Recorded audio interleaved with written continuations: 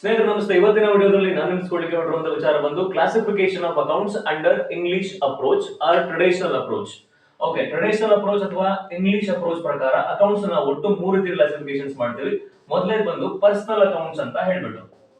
ಏನಕ್ಕೆ ಇದು ತುಂಬಾ ಇಂಪಾರ್ಟೆಂಟ್ ಅಂತ ಹೇಳಿದ್ರೆ, ನಾವು ಜರ್ನಲ್ ಎಂಟ್ರೀಸ್ ಪಾಸ್ ಮಾಡಬೇಕು ಅಂತಂದ್ರೆ ಇವುಗಳನ್ನ ತಿಳ್ಕೊಳ್ಳೋದು ನಾವು ತುಂಬಾನೇ ಮುಖ್ಯ ಆಗುತ್ತೆ. ಪರ್ಸನಲ್ ಅಕೌಂಟ್ಸ್ ಅಲ್ಲಿ ಯಾರೆಲ್ಲ ಬರ್ತಾರೆ ಅಂತ ನೋಡ್ತಾ ಹೋದ್ರೆ, ನೇಮ್ ಆಫ್ ದಿ ಪರ್ಸನ್ಸ್, ವ್ಯಕ್ತಿಗಳ ಹೆಸರುಗಳು, ರಾಮ್ ಅಂತಾನೋ, ರಹೀಮ್ ಅಂತಾನೋ, ಸತೀಶ್ ಅಂತಾನೋ, ಸೊ ಈ ತರ ವ್ಯಕ್ತಿಗಳ ಹೆಸರುಗಳನ್ನ ನಾವು ಪರ್ಸನಲ್ ಅಕೌಂಟ್ ಅಲ್ಲಿ ನೋಡ್ತಾ ಹೋಗ್ತೀವಿ. ಅದೇ ತರ ಇನ್ಸ್ಟಿಟ್ಯೂಷನ್ಸ್ ನೇಮ್ಗಳು, ಯಾವುದೋ ಒಂದು ಕಂಪನಿ ನೇಮ್ ತಗೊಳ್ಳಿ, ಓಕೆ, ಇನ್ಫೋಸಿಸ್ ಅಂತ, ರಿಲಯನ್ಸ್ ಅಂತ, ಇವೆಲ್ಲ ಕೂಡ ಪರ್ಸನಲ್ ಅಕೌಂಟ್ ಅಲ್ಲೇ ಬರುವಂತದ್ದು. ಕಾಲೇಜ್ ನೇಮ್ಗಳಿರ್ಬೋದು, ಬ್ಯಾಂಕ್ ಗಳ ಹೆಸರುಗಳಿರ್ಬೋದು, SBI ಅಂತ ಇರ್ಬೋದು, ಇವೆಲ್ಲ ಕೂಡ ಪರ್ಸನಲ್ ಅಕೌಂಟ್ಸ್ ಅಲ್ಲೇ ಬರ್ತಾ ಹೋಗುತ್ತೆ. ಪರ್ಸನಲ್ ಅಕೌಂಟ್ಸ್ ನ ಇನ್ನೂ ನೀಟಾಗಿ ಅರ್ಥ ಮಾಡ್ಕೋಬೇಕು ಅಂತ ಹೇಳಿದ್ರೆ, ನಾವು ಪರ್ಸನಲ್ ಅಕೌಂಟ್ಸ್ ನ ಏನ್ ಮಾಡ್ತೀವಿ, ತಿರ್ಗಾ ಮೂರು ರೀತಿ ಸಬ್ ಕ್ಲಾಸಿಫಿಕೇಶನ್ ಮಾಡ್ತಾ ಹೋಗ್ತೀವಿ. ಯಾವ ಯಾವ್ದು ಪರ್ಸನಲ್ ಅಕೌಂಟ್ ಅಲ್ಲಿ 3 ಸಬ್ ಕ್ಲಾಸಿಫಿಕೇಶನ್ಸ್ ಅಂತ ನೋಡ್ತಾ ಹೋದ್ರೆ, ಮೊದಲೇ ಬಂದಿಲ್ಲಿ natural persons account. Natural persons account. Natural persons ಅಂದ್ರೆ, ಪರ್ಸನ್ಸ್ ಅಕೌಂಟ್ ಅಂದ್ರೆ ತುಂಬಾ simple. Name of the persons, ವ್ಯಕ್ತಿಗಳ ಹೆಸರು. ನ್ಯಾಚುರಲ್ ಅಂದ್ರೆ ಸ್ವಾಭಾವಿಕ. ಈಗ ಮನುಷ್ಯನ್ ತಗೊಳ್ಳಿ, ಸ್ವಾಭಾವಿಕವಾಗಿ ಅವ್ರು ಉಸಿರಾಟ ಮಾಡ್ತಾರೆ, ಊಟ ಮಾಡ್ತಾರೆ, ಸೊ ಈ ತರ ವಾಕ್ ಮಾಡ್ತಾರೆ. ಹಂಗಾಗಿ ನಾವು ನ್ಯಾಚುರಲ್ ಪರ್ಸನ್ಸ್ ಅಕೌಂಟ್ ಅಂತ ಕರಿತೀವಿ. ಇಲ್ಲಿ ರಾಮ್ ಅಂತ ಇರ್ಬೋದು, ರಹೀಮ್ ಅಂತ ಇರ್ಬೋದು, ದುಷ್ಯಂತ್ ಅಂತ ಇರ್ಬೋದು, ಯಶವಂತ್ ಅಂತ ಇರ್ಬೋದು. ಸೊ ಈ ತರ ವ್ಯಕ್ತಿಗಳ ಹೆಸರೆಲ್ಲ ಕೂಡ ಎಲ್ಲಿ ಬರ್ತವೆ ಅಂತ ನೋಡ್ತಾ ಹೋದ್ರೆ ನ್ಯಾಚುರಲ್ ಪರ್ಸನ್ಸ್ ಅಕೌಂಟ್ ಅಲ್ಲಿ ಬರ್ತಾ ಹೋಗುತ್ತೆ. ಇದು ಮೊದಲನೇ ಸಬ್ ಕ್ಲಾಸಿಫಿಕೇಶನ್. ಎರಡನೇ ನೋಡ್ತಾ ಹೋದ್ರೆ artificial persons account. Artificial persons account. Artificial persons account ಅಲ್ಲಿ ಯಾರೆಲ್ಲ ಬರ್ತಾರೆ ಅಂತ ನೋಡ್ತಾ ಹೋದ್ರೆ, ಆರ್ಟಿಫಿಷಿಯಲ್ ಪರ್ಸನ್ಸ್ ಅಕೌಂಟ್ ಅಲ್ಲಿ ಇನ್ಸ್ಟಿಟ್ಯೂಷನ್ಸ್ ಬರ್ತಾ ಹೋಗುತ್ತೆ, ಕಂಪನೀಸ್ ಗಳು ಬರ್ತಾ ಹೋಗುತ್ತೆ. ಏನಕ್ಕೆ ನಾವು ಆರ್ಟಿಫಿಷಿಯಲ್ ಅಂತ ಕರಿತೀವಿ ಅಂತಂದ್ರೆ, ಮ್ಯಾನ್ ಮೇಡ್ ಅಂತ. ಆರ್ಟಿಫಿಷಿಯಲ್ ಮೀನ್ಸ್ ಮ್ಯಾನ್ ಮೇಡ್, ಕೃತಕವಾಗಿರುವಂತದ್ದು. ಈಗ ನಾವು ಬ್ಯಾಂಕ್ ಗಳಿರ್ಬೋದು, ಕಾಲೇಜ್ ಗಳಿರ್ಬೋದು, ಕಂಪನೀಸ್ ಗಳಿರ್ಬೋದು, ಇದನ್ನೆಲ್ಲ ನಾವೇ ಸೃಷ್ಟಿ ಮಾಡಿರುವಂತದ್ದು. Okay, we have created, man made ಇದು. ಈಗ ನಾವೊಂದು ಬ್ಯಾಂಕ್ ತಗೊಳ್ಳಿ, ಫಾರ್ ಎಕ್ಸಾಂಪಲ್ SBI ಬ್ಯಾಂಕ್. ಅದರ ಕಂಪನೀಸ್ ತಗೊಳ್ಳೋದ್ರೆ ಇನ್ಫೋಸಿಸ್ ಇರ್ಬೋದು. ಓಕೆ, ಸೊ ಇವೆಲ್ಲ ಕೂಡ ಏನು, ಮ್ಯಾನ್ ಮೇಡ್, ನಾವೇ ಸೃಷ್ಟಿ ಮಾಡಿರುವಂತದ್ದು. ಏನಕ್ಕೆ ಆರ್ಟಿಫಿಷಿಯಲ್ ಅಂತ ಕರಿತೀವಿ ಅಂತ ಹೇಳಿದ್ರೆ, ಈಗ ಒಂದು ಬ್ಯಾಂಕ್ ನ ಹೆಸರಿನಲ್ಲಿ ನಾವು ಕಾಂಟ್ರಾಕ್ಟ್ ಗಳನ್ನ ಮಾಡ್ಕೋಬಹುದು, ಅಗ್ರಿಮೆಂಟ್ ಗಳು ಆಗ್ತವೆ. ಓಕೆ, ಅಥವಾ ಬ್ಯಾಂಕ್ ಬೇರೆಯವ್ರ ಜೊತೆ ಅಗ್ರಿಮೆಂಟ್ ಮಾಡ್ಕೊಳ್ಳುತ್ತೆ. ಬ್ಯಾಂಕ್ ಯಾರಾದ್ರೂ ಮೋಸ ಮಾಡಿದ್ರೆ ಅವ್ರ ವಿರುದ್ಧ ಬ್ಯಾಂಕ್ ಕೇಸ್ ಹಾಕುತ್ತೆ.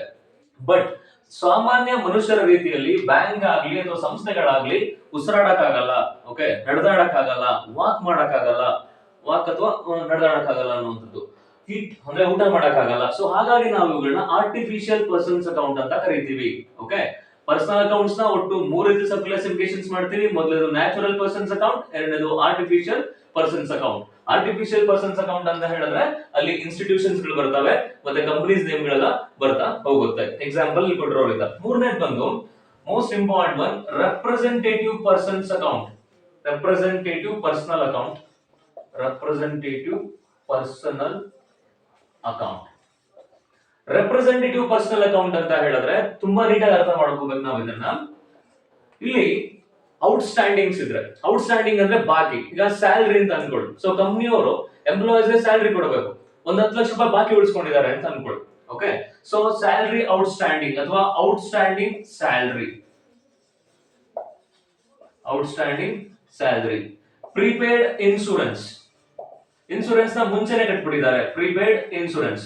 ಈ ತರದ ಏನಾಗುತ್ತೆ, ರೆಪ್ರೆಸೆಂಟೇಟಿವ್ ಪರ್ಸನಲ್ ಅಕೌಂಟ್ ಅಲ್ಲಿ ಬರ್ತಾ ಹೋಗುತ್ತೆ. ಸೊ ಇಲ್ಲಿಗೆ ಪರ್ಸನಲ್ ಅಕೌಂಟ್ ನ ಕತೆ ಮುಗಿಯುತ್ತೆ. ಸೊ ನೀಟಾಗಿ ಅರ್ಥ ಮಾಡ್ಕೋಬೇಕು ನಾವಿಲ್ಲಿ. ಪರ್ಸನಲ್ ಅಕೌಂಟ್ ಅಂತ ಹೇಳಿದ್ರೆ ಇನ್ಸ್ಟಿಟ್ಯೂಷನ್ಸ್ ಮತ್ತೆ ಪರ್ಸನ್ಸ್ ಬರ್ತಾ ಹೋಗುತ್ತಾರೆ ಅಂತ. ಬಿಸ್ನೆಸ್ ಅಂದ್ಮೇಲೆ ಜನಸಾಮಾನ್ಯರು ಮತ್ತೆ ಈ ತರ ಇನ್ಸ್ಟಿಟ್ಯೂಷನ್ ಜೊತೆ ಡೀಲ್ ಮಾಡ್ತಾನೆ ಇರುತ್ತೆ. ಈಗ ಒಂದು ಇನ್ಫೋಸಿಸ್ ಅಂತ ಹೇಳಿದ್ರೆ ಅದು ಬ್ಯಾಂಕ್ ತನ್ನ ಅಕೌಂಟ್ ನ ಹೊಂದಿರುತ್ತೆ, ಸಾಕಷ್ಟು ಜನ ಎಂಪ್ಲಾಯೀಸ್ ಗಳನ್ನ ಹೊಂದಿರ್ತಾರೆ. ಸೊ ಹಾಗಾಗಿ ಇಲ್ಲಿ ಪರ್ಸನಲ್ ಅಕೌಂಟ್ಸ್ ಇರಲ್ಲ, ಬರ್ತಾ ಹೋಗ್ತಾರೆ. ಇದು ಕ್ಲಾಸಿಫಿಕೇಶನ್ ಆಫ್ ಅಕೌಂಟ್ಸ್ ನ ಮೊದಲನೆಯ ಟೈಪ್ ಬಗ್ಗೆ.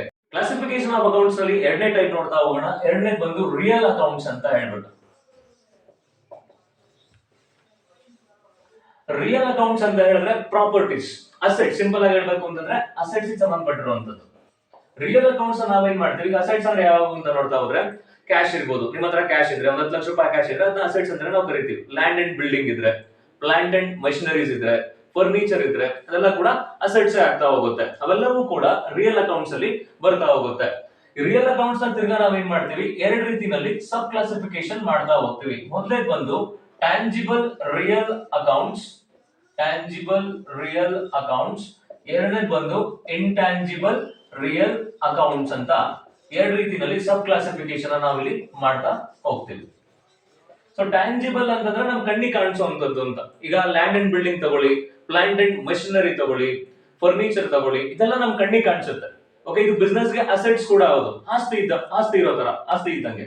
ಓಕೆ, ಎಕ್ಸಾಂಪಲ್ ಅಂತ ಆಯ್ತು ಅಂತ ಅನ್ಕೊಂತೀನಿ. ಟ್ಯಾಂಜಿಬಲ್ ರಿಯಲ್ ಅಕೌಂಟ್ಸ್ ಗೆ ಯಾವಾಗ ಎಕ್ಸಾಂಪಲ್ಸ್ ಅಂತ ಹೇಳ್ಬಿಟ್ಟು. ಇಂಟ್ಯಾಂಜಿಬಲ್ ಅಂತಂದ್ರೆ ನಮ್ ಕಣ್ಣಿಗೆ ಕಾಣಿಸದೇ ಇರುವಂತದ್ದು. ಇಂಟ್ಯಾಂಜಿಬಲ್ ರಿಯಲ್ ಅಕೌಂಟ್ಸ್ ಯಾವ್ಯಾವ ಅಂತ ನಾವು ನೋಡ್ತಾ ಹೋದ್ರೆ ಇಲ್ಲಿ ಗುಡ್ ವಿಲ್ ಇರ್ಬೋದು, ಪೇಟೆಂಟ್ಸ್, ಕಾಪಿ ರೈಟ್ಸ್, ಹಿಂಗ್ ಬರ್ತಾ ಹೋಗುತ್ತೆ. Goodwill, patent, copyrights ಈ ರೀತಿ ಬರ್ತಾ ಹೋಗುತ್ತೆ. ಇಂಟ್ಯಾಂಜಿಬಲ್ ರಿಯಲ್ ಅಕೌಂಟ್ಸ್ ಅಂದ್ರೆ ನಮ್ಮ ಕಣ್ಣಿಗೆ ಕಾಣಿಸದೇ ಇರುವಂತದ್ದು. ಯಾವ ತರ ಗುಡ್ ವಿಲ್ ಅಂದ್ರೆ ಯಾವ್ದೋ ಒಂದು ಕಂಪನಿಗೆ ಒಂದು ನೇಮ್ ಫೇಮ್ ಇರುತ್ತೆ ಅಂತ ಅನ್ಕೊಳ್ಳಿ. ಕಂಪನಿಗೆ ಈಗ ಫಾರ್ ಎಕ್ಸಾಂಪಲ್ ಸೋನಿ ಅಂತ ಅನ್ಕೊಳ್ಳಿ, ಮೊಬೈಲ್ ಫೋನ್. ಆ ಸೋನಿ ಅನ್ನೋ ಕಂಪನಿಗೆ ಒಂದು ನೇಮ್ ಫೇಮ್ ಇದೆ, ಒಂದು ಬ್ರ್ಯಾಂಡ್ ನೇಮ್ ಇದೆ, ಒಂದು ಗುಡ್ ವಿಲ್ ಇದೆ. ಅದನ್ನೇ ನಾವೇನಂತ ಕರಿತೀವಿ? ಗುಡ್ ವಿಲ್ ಅಂತ ಕರಿತೀವಿ. ಎಕ್ಸ್ಟ್ರಾ ವ್ಯಾಲ್ಯೂ ಅಂತ. ಈಗ ಸೋನಿ ಅಂದ ತಕ್ಷಣ ಜನರ ಮನಸ್ಸಲ್ಲಿ ಒಂದು ಕ್ವಾಲಿಟಿ ಪ್ರಾಡಕ್ಟ್ ಅನ್ನೋದು ಜನರ ಮನಸ್ಸಲ್ಲಿ ಆಟೋಮೆಟಿಕಲಿ ಬಂದ್ಬಿಡುತ್ತೆ. ಯಾವ ಜನರ ಮನಸ್ಸಲ್ಲಿ ಅದು ಕ್ವಾಲಿಟಿ ಅಂತ ಬರುತ್ತೆ, ಅದು ಸೇಲ್ಸ್ ನ ಪುಷ್ ಮಾಡುತ್ತೆ. ಒಂದು ಬೆಸ್ಟ್ ಎಕ್ಸಾಂಪಲ್ ಕೊಡಬೇಕು ಅಂತಂದ್ರೆ ಕನ್ನಡ ಇಂಡಸ್ಟ್ರಿಯಲ್ಲಿ ದರ್ಶನ್ ಸಿನಿಮಾ ಅಂದ್ರೆ, ಎಸ್ ಸಿನಿಮಾ ಅಂತಂದ್ರೆ, ಸುದೀಪ್ ಅವ್ರ ಸಿನಿಮಾ ಅಂತಂದ್ರೆ ಒಂದು ಫ್ಯಾನ್ ಫಾಲೋಯಿಂಗ್ ಇದೆ, ನೇಮ್ ಫೇಮ್ ಇದೆ. ಆ ನೇಮ್ ಫೇಮ್ ಏನ್ ಮಾಡುತ್ತೆ, ಆ ಒಂದು ಸಿನಿಮಾನ ಓಡೋ ತರ ಮಾಡುತ್ತೆ. ನಥಿಂಗ್ ಬಟ್ ಅಷ್ಟು ಜನ ಅವ್ರಿಗೆ ಏನ್ ಫ್ಯಾನ್ಸ್ ಇರ್ತಾರೋ ಬಂದ್ ನೋಡೇ ನೋಡ್ತಾರೆ. ಓಕೆ, ಆ ಬ್ರ್ಯಾಂಡ್ ವ್ಯಾಲ್ಯೂ ಅಂತ ಕರಿತೀವಿ. ಅದೇ ತರ ಗುಡ್ ವಿಲ್ ಕೂಡ ಹೌದು. ಪೇಟೆಂಟ್ಸ್ ಅಂತ ಹೇಳಿದ್ರೆ ಯಾರೋ ಒಬ್ರು ಏನ್ ಮಾಡ್ತಾರೆ, ತಮ್ಮ ಬುದ್ಧಿಶಕ್ತಿಯನ್ನು ಉಪಯೋಗಿಸಿ ಏನೋ ಒಂದು ಕಂಡಿಡಿತಾರೆ ಅನ್ಕೊಳ್ಳಿ. ಹೊಸದಾಗಿ ಏನ್ ಮಾಡ್ತಾರೆ, ಇನ್ವೆನ್ಷನ್ ನ ಮಾಡ್ತಾ ಹೋಗ್ತಾರೆ ಅಂತ ಅನ್ಕೊಳ್ಳೋದು ನಾವು ಪೇಟೆಂಟ್ಸ್ ಅಂತ ಕೂಡ ನಾವು ಕರಿತಾ ಹೋಗ್ತೀವಿ. ಸೊ ಇದನ್ನ ನಾವೇನಂತ ಕರಿತೀವಿ? ಇಂಟ್ಯಾಂಜಿಬಲ್ ರಿಯಲ್ ಅಕೌಂಟ್ಸ್ ಅಂತ ಕರಿತೀವಿ. ರಿಯಲ್ ಅಕೌಂಟ್ಸ್ ಅಲ್ಲಿ ಒಟ್ಟು ಎರಡು ರೀತಿ, ಒಂದು ಟ್ಯಾಂಜಿಬಲ್ ರಿಯಲ್ ಅಕೌಂಟ್, ಮತ್ತೊಂದು ಇಂಟ್ಯಾಂಜಿಬಲ್ ರಿಯಲ್ ಅಕೌಂಟ್ಸ್. ಸಿಂಪಲ್ ಆಗಿ ನಾವು ಗ್ಯಾಪ್ ಇಟ್ಕೋಬೇಕು ಅಂತ ಹೇಳಿದ್ರೆ ಅಸೆಟ್ಸ್ ಗಳು ಏನೆಲ್ಲ ಬರ್ತವೆ ಅವೆಲ್ಲವೂ ಕೂಡ ರಿಯಲ್ ಅಕೌಂಟ್ಸ್ ಅಲ್ಲಿ ಬರ್ತಾ ಹೋಗುತ್ತೆ. ಕ್ಲಾಸಿಫಿಕೇಶನ್ ಆಫ್ ಅಕೌಂಟ್ಸ್ ನ ಮೂರನೇ ಟೈಪ್ ನಾವು ನೋಡ್ತಾ ಹೋಗೋಣ. ಮೂರನೇದು ಬಂದು ನಾಮಿನಲ್ ಅಕೌಂಟ್ಸ್ ಅಂತ ಕರಿತಾ ಹೋಗ್ತೀವಿ.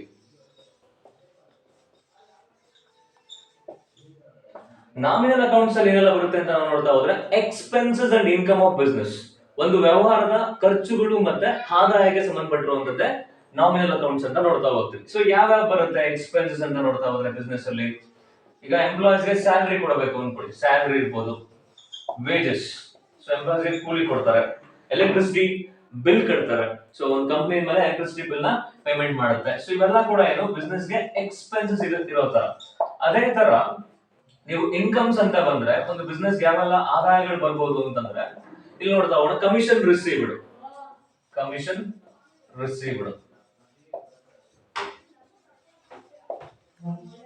Interest received. ಓಕೆ, ಇವು ಬಿಸ್ನೆಸ್ ಬರುವಂತ ಆದಾಯಗಳಾಗ್ತವೆ. ಸೊ ಅರ್ಥ ಆಯ್ತು ಅಂತ ಅನ್ಕೊಂತೀನಿ. ನಾಮಿನಲ್ ಅಕೌಂಟ್ಸ್ ಅಂತ ಬಂದ್ರೆ ಎಕ್ಸ್ಪೆನ್ಸಸ್ ಮತ್ತೆ ಇನ್ಕಮ್ ಗೆ ಸಂಬಂಧಪಟ್ಟಿರುವಂತದ್ದು. ಎಕ್ಸ್ಪೆನ್ಸಿವ್ ಇಷ್ಟೇ ಎಲ್ಲ ಸುಮ್ಮನೆ ಎಕ್ಸಾಂಪಲ್ ಕೊಟ್ಟಿರುವಂತದ್ದು. ಓಕೆ, ಇಷ್ಟು ಕೂಡ classification of accounts under traditional approach ಅಥವಾ ಇಂಗ್ಲಿಷ್ ಅಪ್ರೋಚ್ ಪ್ರಕಾರ. ಮೊದಲನೇದು ಪರ್ಸನಲ್ ಅಕೌಂಟ್, ಎರಡನೇದು ರಿಯಲ್ ಅಕೌಂಟ್, ಮೂರನೇದು ನಾಮಿನಲ್ ಅಕೌಂಟ್.